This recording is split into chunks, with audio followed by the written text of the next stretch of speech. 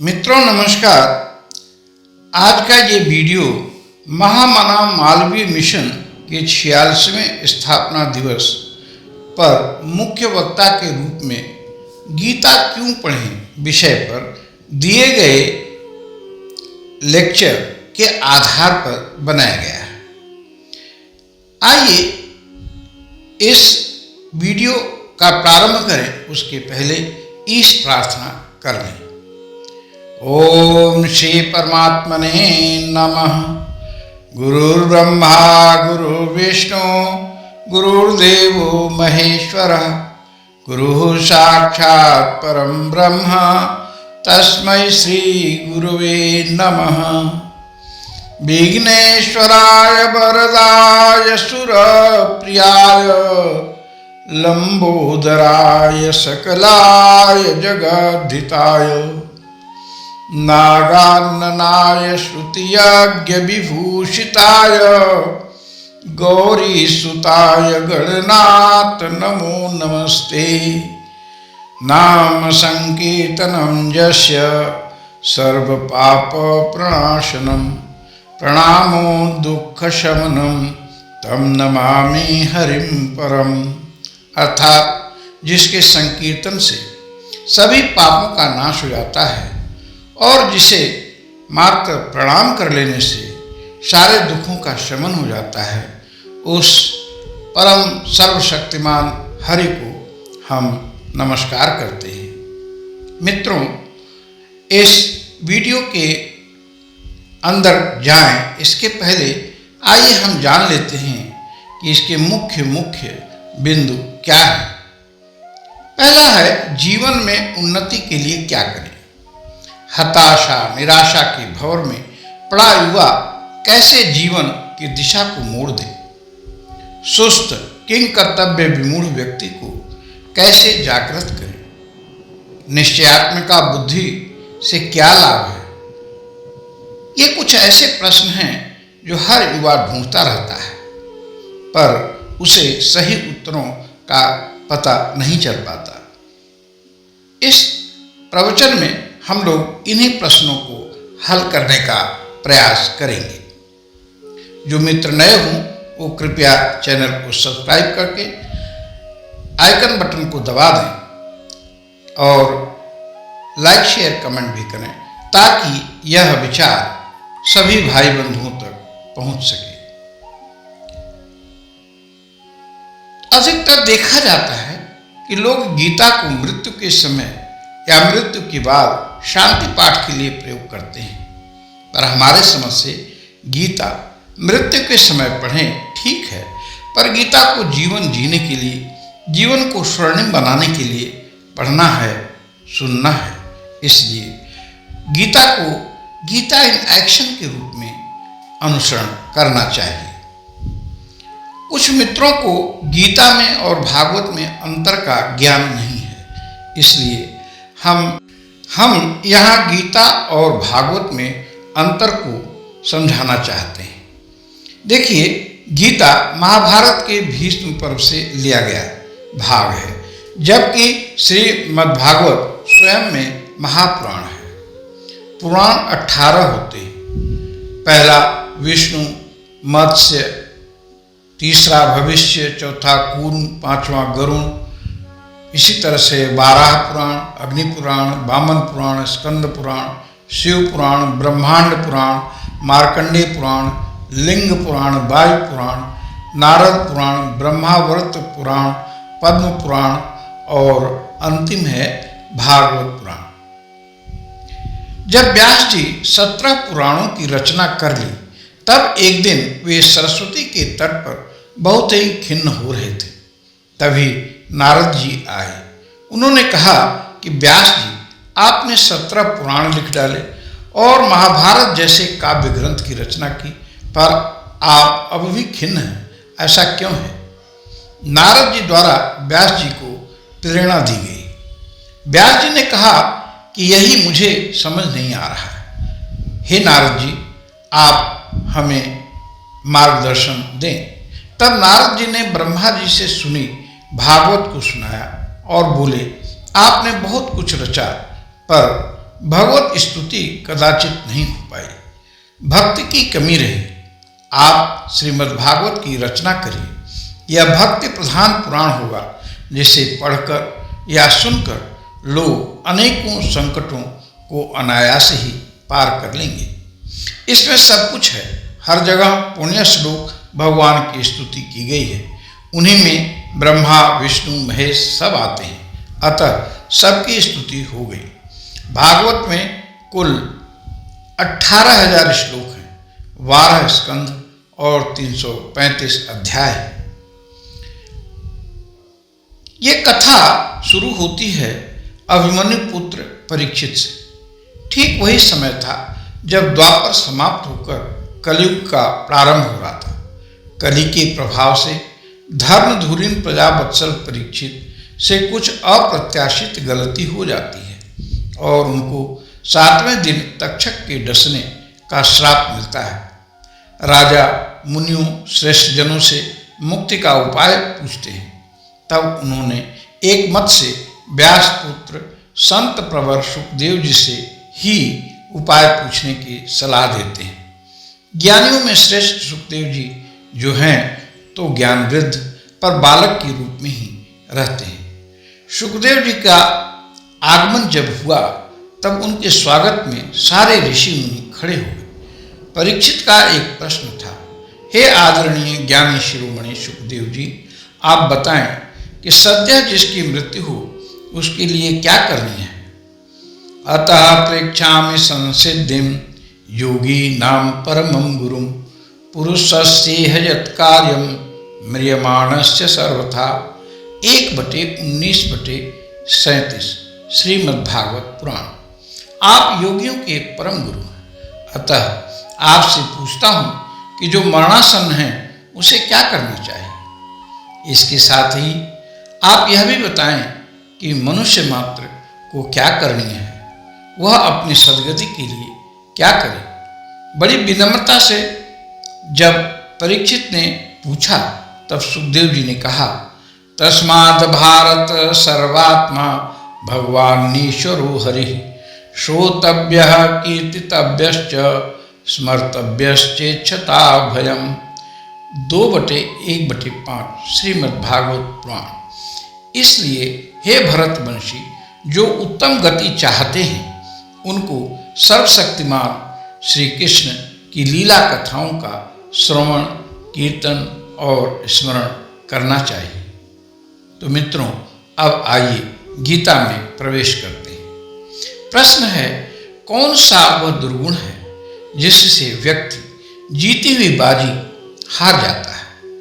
भगवान श्री कृष्ण अर्जुन के गुरु हैं, मेंटर हैं।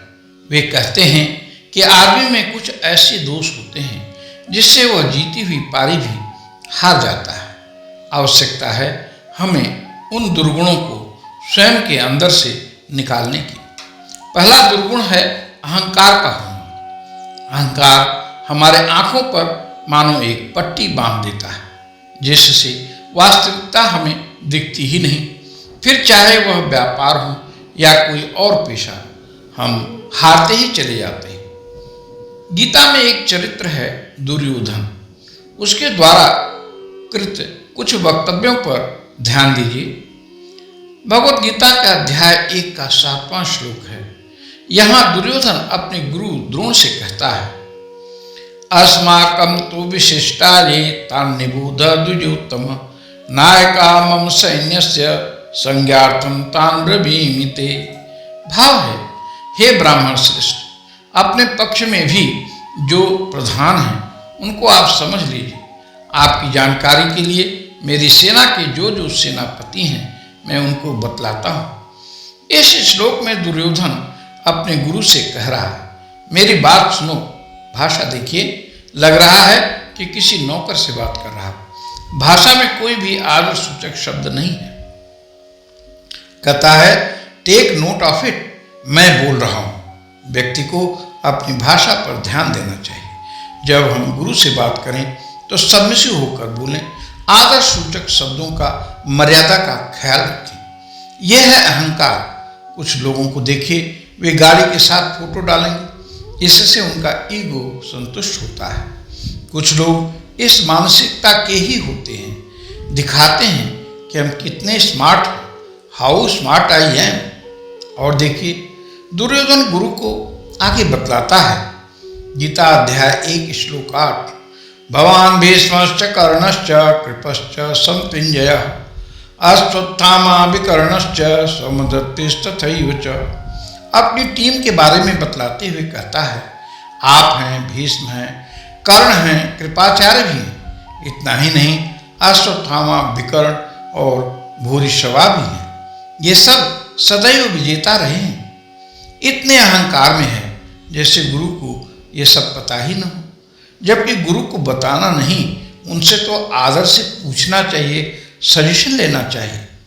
चाहे महाभारत का युद्ध हो, उसका मैदान हो, या हमारे व्यापार की टीम, उस व्यापार की टीम में भी जो सीनियर हो, जिसे आप अपने से बेहतर मानते हो, उनसे राय लो, न कि डांटते हुए अपनी टीम का ही बखान करते रहो।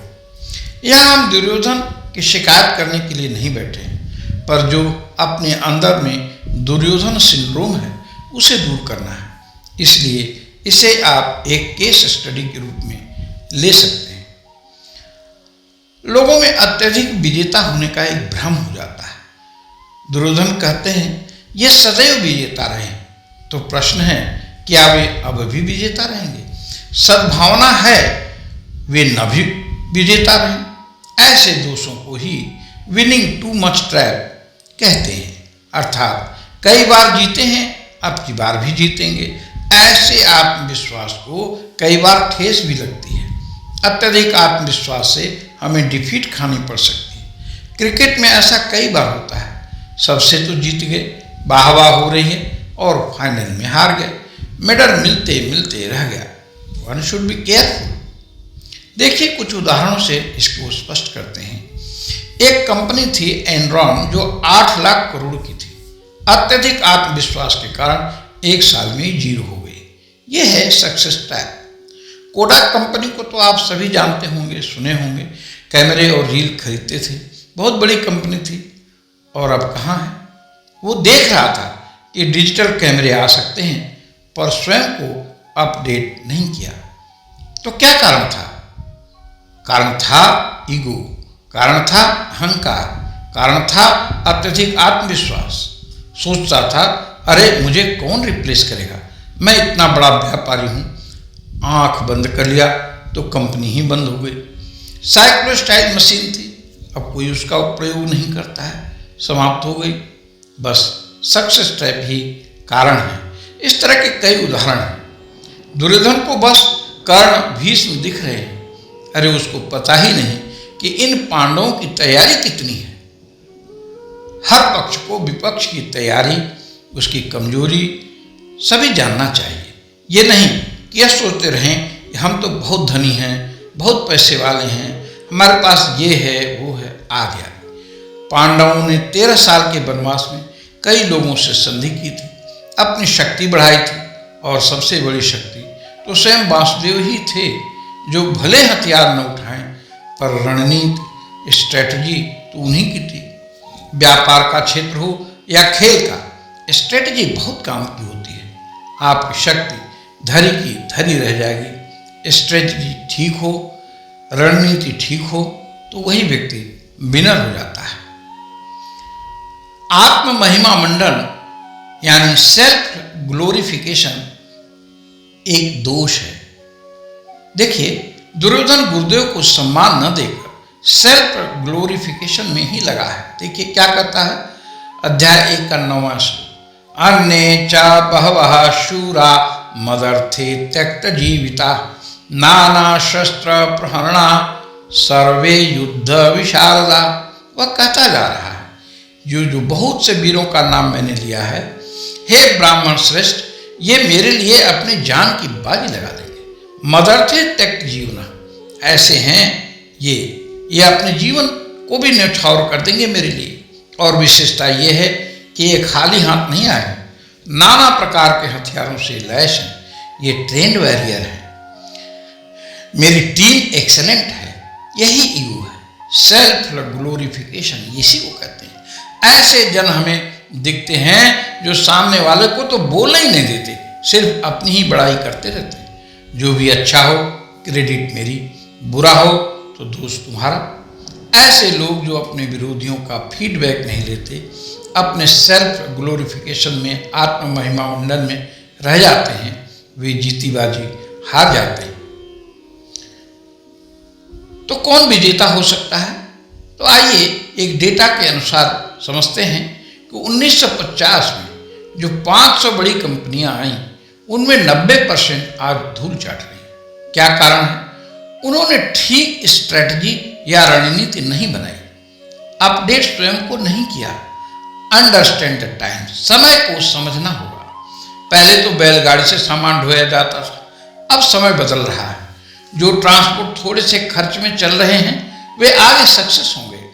पेट्रोल डीजल बीते दिनों की याद बन जाएगी। वैसे ही जैसे कोयले से भाप बनाकर स्टीम इंजन से ट्रेन चलाई जाती थी, लेकिन अब तो स्वप्न की बात होगी। तो निष्कर्ष ये कि जो अपने बल को जानता है, शत्रु के बल की कमजोरी को जानता है, वही विजयी होता है। स्ट्रेटजी की बात चली है तो देखिए, उस समय एक नारायण अस्त्र हुआ करता था। दुर्योधन पक्ष के लोगों ने उसे चला दिया। अब भगवान श्री कृष्ण उसकी कमजोरी समझते थे। जैसे ही वो नारायण अस्त्र चला, उन्होंने अर्जुन से कहा कि अब तुम हथियार छोड़ दो, रथ से उतर जाओ और हाथ जोड़ लो। ऐसा करते ही यह हथियार फ्यूज हो जाएगा। अगर तुमने ऐसा नहीं किया तो तुम सभी मारे जाओगे। वही हुआ और अर्जुन बच गए। तो रणनीति महत्वपूर्ण होती है। उस समय हस्तिनापुर एक शक्तिशाली राज्य था। उसने दुनिया भर के राजाओं को साम दाम दंड भेद से मिलाकर रखा था। एक द्वारिका की सेना का निर्णय नहीं हुआ था कि क्या होगा। रण निमंत्रण लेकर दुर्योधन द्वारिका गया। सोच रहा था कि मुख्य लोगों को तो मैंने जोड़ ही लिया है, बस द्वारिका की नारायणी सेना मिल जाए तो मैं अजय हो जाऊंगा। यही सोचता हुआ वो द्वारिका को गया तो पता चला कि द्वारकाधीश दोपहर शयन में है। तो वो पहुंच गया शयन कक्ष में, जाकर सिरहाने की एक कुर्सी पर बैठ गया। संयोग से उसी समय रण निमंत्रण लेकर अर्जुन भी गए। वे भी शयन कक्ष में गए और पायदान की तरफ खड़े हो गए। तो जैसे ही द्वारकाधीश जगे, पहली निगाह अर्जुन पर पड़ी। उठे और बोले, अरे मित्र, आओ आओ बैठो। खड़े क्यों? बैठाया। बोले, बोलो क्या चाहिए, कैसे आए हो? अब जब दूसरी तरफ देखने लगे तो दुर्योधन भी बैठा था।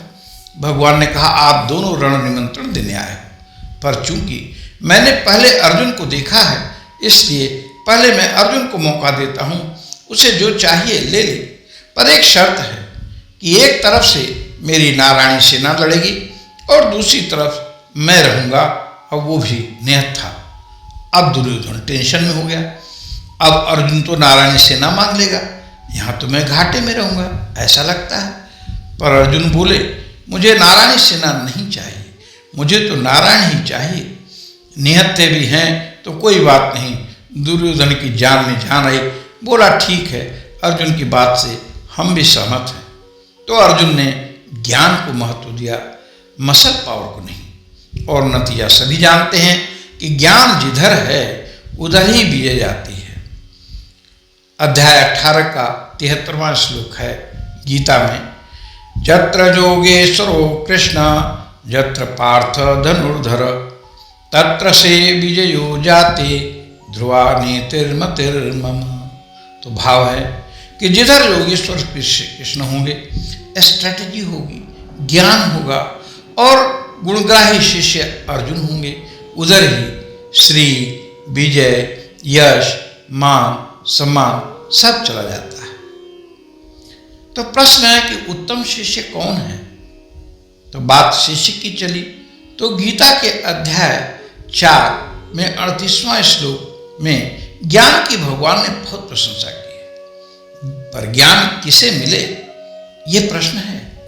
भगवान कहते हैं, ईगो वाले को, अहंकारी दुर्योधन सिंड्रोम वाले को ज्ञान नहीं मिल सकता। 4/39 में कहते हैं, 3 शर्तें हैं ज्ञान पाने के लिए। पहली है श्रद्धावान लभते ज्ञानम।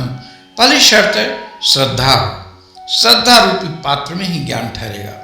यह पात्र अगर डिफेक्टिव होगा तो ज्ञान रूपी दुग्ध बह जाएगा। तत्पर हो। श्रद्धा तो है पर तत्परता नहीं होगी तो भी ज्ञान नहीं मिलेगा। और दोनों हो, श्रद्धा भी हो तत्परता भी हो, पर इंद्रिय संयमन न हो तो भी दिक्कत आएगी। गुरु ने तप का आदेश दिया, अब इंद्रियां कंट्रोल में नहीं अगर हैं तो हम सत्मार्ग से हट जाएंगे। अर्जुन में ये तीनों था, वहीं दुर्योधन में ऐसे एक भी गुण नहीं था। यही कारण था कि भीष्म जैसे योद्धा के होते हुए भी विजय नहीं मिली। गीता में भगवान कहते हैं कि वासना शत्रु है, इसे पराजित करें। गीता के अध्याय 3 में भगवान कहते हैं कि वासनाएं तुम्हारी शत्रु हैं और बहुत शक्तिशाली हैं, इनको तुम मार डालो। यहाँ शंका होती है कि कामनाएं होती हैं तभी व्यक्ति उन्नति करता है। जब कामना ही नहीं होगी, उन्हीं को हम समाप्त कर देंगे तो जीवन में क्या बचेगा। पर समझिए, इच्छाएं दो तरह की होती हैं, एक तो श्रेय मार्ग की तरफ ले जाती हैं और दूसरी गर्त में। भगवान गर्त में ले जाने वाली इच्छा को वासना कह रहे हैं, उसे ही खत्म करने का उपदेश भी वे करते हैं। ये कामनाएं इंद्रियों में, मन में और बुद्धि में रहती हैं, यही इसके वास स्थान है। यह काम मन, बुद्धि और इंद्रियों के द्वारा ही ज्ञान को ढक लेता है। आइए विचार करते हैं वो कैसे ढक लेता है। कामना मन में होगी तो फर्ज करिए आपने अपने मित्र के पास नई बड़ी गाड़ी देखा, आपके पास गाड़ी नहीं है। अब मन सोचेगा भाई मेरे पास भी गाड़ी हो तो कितना अच्छा हो। पत्नी ने देखा तो ताना मारते हुए कहती है, देखो ये तुम्हारे साथ ही काम करते हैं, पर ऐसी गाड़ी खरीद लाए और एक तुम हो कि कुछ नहीं कर सकते। तो मन में कामना हुई कि गाड़ी होनी चाहिए। भला मैं मित्र से कम क्यों रहूं? बुद्धि ने कहा पर होगा कैसे? इतना कर्ज ले लूंगा तब बच्चों की पढ़ाई और अन्य खर्च कैसे चलेगा? फिर बुद्धि ने ही सलाह दी कि जो फाइल निपटाते हो उस पर धन ले लो। तो सभी लेते हैं, धन लोगे तो उसे सुविधा भी तो दोगे, तो क्या हो गया? भाव दृढ़ हुआ। फिर आप धन उगाही में लग गए। शुरू में ज़्यादा दिक्कत नहीं हुई, फिर इच्छा कामना बढ़ने लगी और आपने ये कारोबार बढ़ा दिए। अब तो कार हो गई, कई घर भी हो गए, हाथ में स्वर्ण, गले में चेन सुशोभित होने लगे। पर ये क्या, एक दिन आयकर के अधिकारी आ गए, जितने साल नौकरी की, जितने धन तनख्वाह में मिले, उसे जोड़ने पर जो माल था, पास में गाड़ी, बंगले आदि, उसका मूल्य ज़्यादा था। अब कोई उत्तर न मिल पाने से उसको जेल की हवा खानी पड़ी, सारी संपत्ति चली गई, बच्चे सड़क पर आ गए। तो कामना ने मन में, फिर बुद्धि को दूषित किया, फिर यह चक्र चलता ही गया, न चाहते हुए भी दुर्गति को पहुंच गया। इसीलिए कामना को दुर्जय शत्रु बताया है और इसे मारने को भगवान ने उपदेश दिया है। 3/41 में कहते हैं, तस्मात्त्वमिन्द्रियाण्याद्यो नियम्य भरतर्षभ पापमानं प्रजह्येनं ज्ञान विज्ञान नाशनम्। इसलिए हे अर्जुन, तू पहले इंद्रियों को वश में करके इस ज्ञान और विज्ञान का नाश करने वाले महान पापी काम को अवश्य ही बलपूर्वक मार डाल। बताया कि मन के साथ इंद्रियों को वश में करो और काम की जड़ को पनपने ही मत दो। जितनी सैलरी हो उतने में ही रहिए। किसी के धन कोठी को देख लालच न करें, सुख शांति बनी रहेगी। पर इंद्रियों को वश में करना आसान नहीं है। ऐसा इसलिए कि कामना तो मन में ही रहती है, बुद्धि में ही रहती है, यही वास स्थान है। इसलिए काम आसान नहीं है।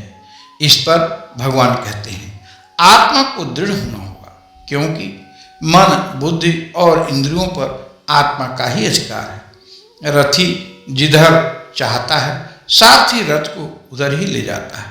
अतः व्यक्ति को आत्मा की सुनना होगा। और दृढ़ता से सन्मार्ग पर चलना होगा। 3/43 में कहते हैं, एवं बुद्धे परम बुद्ध्वा संस्तभ्यात्मनमात्मना जय शत्रु महाबाहो कामरूपम दुरासदम।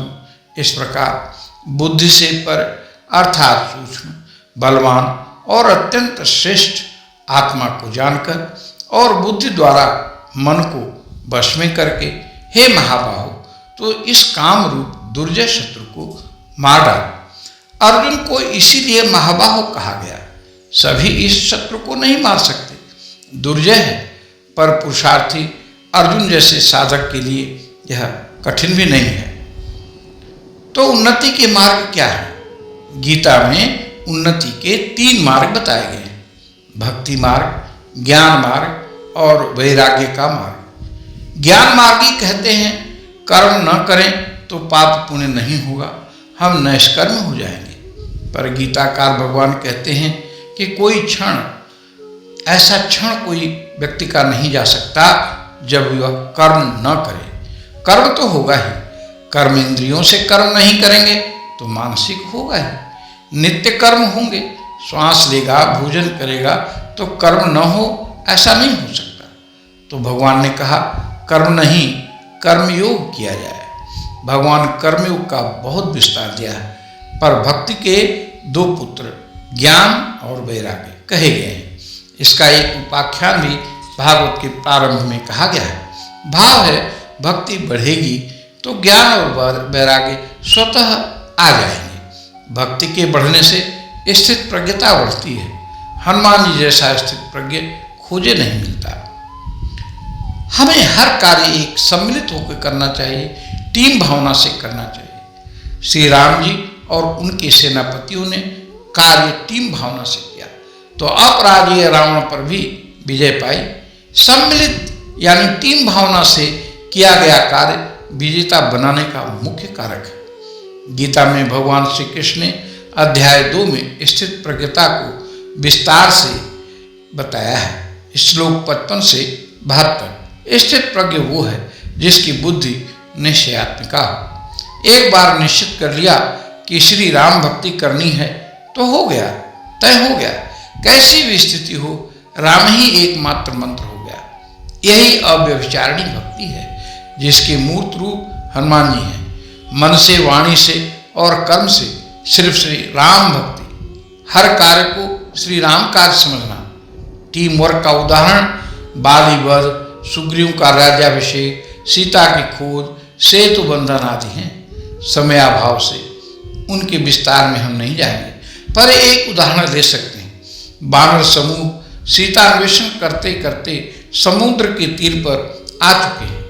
संपाति से पता चलता है कि सीता जी 7 योजन सागर पार रावण की दुर्भेद्य नगरी में अशोक के नीचे बैठी हैं। अब प्रश्न था कौन वहां जाए। कोई कहता जाने को चला जाऊं पर शायद आ नहीं पाऊंगा।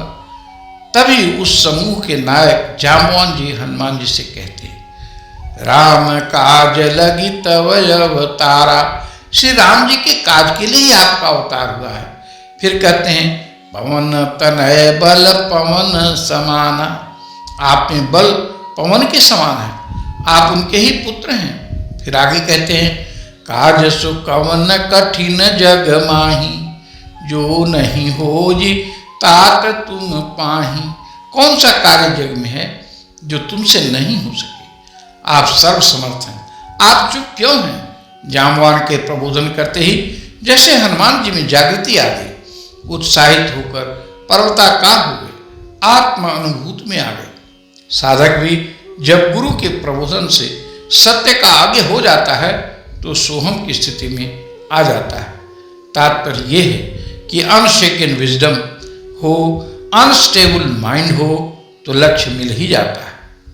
तो निष्कर्ष ये रहा कि गीता और भागवत दोनों ही भक्ति प्रधान ग्रंथ हैं। भक्ति यानी डिवोशन। जब तक किसी कार्य के प्रति, देश के प्रति या अपने स्वामी के प्रति आपका डिवोशन नहीं होगा, कार्य में वांछित विजय नहीं मिल सकती। वैज्ञानिक अगर अपने शोध के प्रति डिवोटेड होगा तो अद्भुत शोध कर सकता है। सैनिक देश के प्रति डिवोटेड होगा तो विजय श्री मिलेगी। नेता देश के प्रति डिवोटेड होंगे तो नेतृत्व अद्भुत होगा। कुल मिलाकर डिवोशन अद्भुत गुण है। जो भगवान को चाहते हैं उनका डिवोशन भगवान के प्रति होगा। तो भक्त कहते हैं हम भगवान से जुड़े हैं, और ज्ञान कहता है जुड़ो। भक्त भगवान को बहुत प्रिय है। एक बार नारद जी पूछने लगे भगवान नारायण से कि आप कहाँ रहते हो? कभी कभी तो वैकुंठ में लक्ष्मी जी को भी छोड़ के चले जाते हो। तो भगवान का उत्तर था कि ना हम बसामि वैकुंठे योगी नाम हृदये न वै मम भक्ता यत्र गायन्ति तत्र तिष्ठामि नारद। जहाँ मेरे भक्त गाते हैं, प्रेम से पुकारते हैं, वहीं मैं रहता हूँ। नाम का भी महत्व बहुत कहा गया है। जब ही नाम हृदय धर्यो भयो पाप को ना, जैसे चिन्हगी आग की पड़ी पुराने घास। भागवत में भक्ति 9 प्रकार की बताई है। श्रवणम कीर्तनम विष्णु स्मरणम पाद सेवनम अर्चनम बंदनम दास्यम सख्यम आत्मनिवेदनम। स्कंद 7 अध्याय 5 23वां श्लोक भागवत महापुराण। अर्थात सुनना, कीर्तन करना, भगवत स्मरण करना और पाद सेवा, पूजन, बंधन, दास्य भाव, सखा भाव से आत्मनिवेदन करना। गीता का 12वां अध्याय भक्ति पर ही आधारित है। भगवान ने भक्ति मार्ग को ही सरल और सुगम बताया है। तो हम अपनी वाणी को यहीं विश्राम देते हैं, भगवान का नाम लेते हैं। हरि ओम तत्सत, हरि ओम तत्सत, हरि ओम तत्सत। आप सभी को बहुत बहुत धन्यवाद।